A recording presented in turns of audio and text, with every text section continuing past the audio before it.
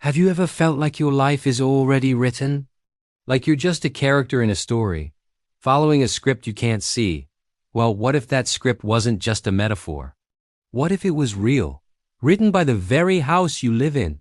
Today, we're diving into a story that blurs the line between architecture and destiny, a tale about a house that literally writes its inhabitants' futures.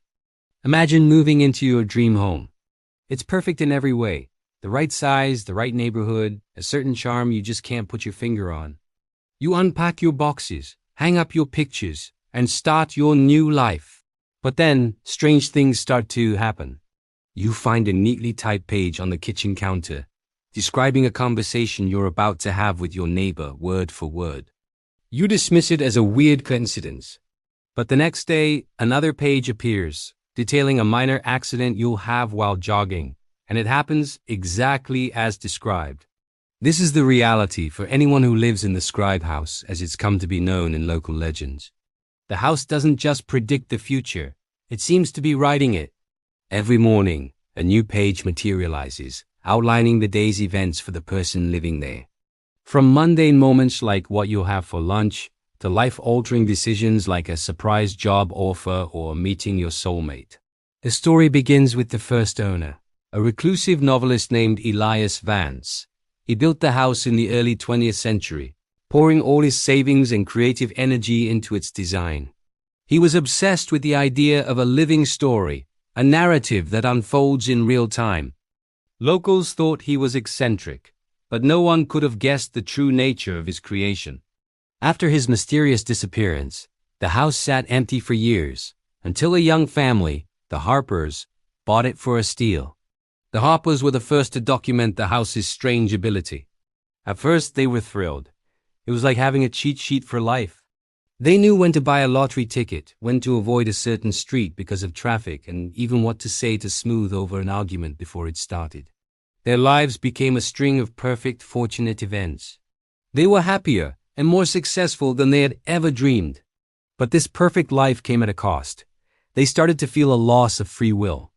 Were their choices truly their own, or were they just following the house's script? The mother, Sarah, tried to defy the pages. One morning, the script said she would spend the afternoon gardening.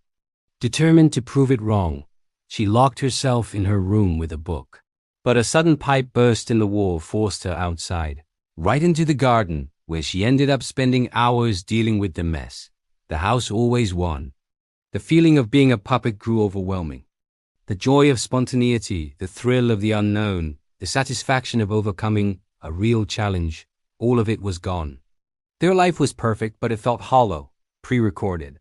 The house gave them everything they thought they wanted, but it took away the very essence of what it means to be human, the freedom to choose, to make mistakes, and to write your own story. Over the decades, the house changed hands many times. Each new resident went through the same cycle. Initial disbelief followed by excitement, then a slow, creeping dread. Some tried to fight it, like the artist who tried to paint something completely different from what the daily page described. He found his hand moving as if guided by an unseen force, creating the exact image the house had ordained. Others embraced it, surrendering completely to the script, living out their placid, predictable lives. But then came a young computer programmer named Leo.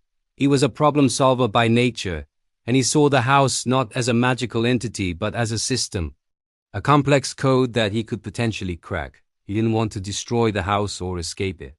He wanted to understand it. He began to study the pages not just for their content, but for their structure, their language, their patterns. Leo noticed something no one else had. The house's writing style changed subtly, depending on the resident's mindset. When the Harpers were optimistic and ambitious, the script was full of opportunity and adventure. When a later resident grew fearful and paranoid, the pages became stories of near misses and anxieties. The house wasn't just writing their future. It was reflecting their own internal state back at them. It was a mirror, amplifying their deepest desires and fears into a tangible reality. So Leo started an experiment. Instead of fighting the script, he decided to co-author it. Before bed each night, he would write his own intentions for the next day. He wrote with positivity, with courage, and with a clear vision of what he wanted to achieve.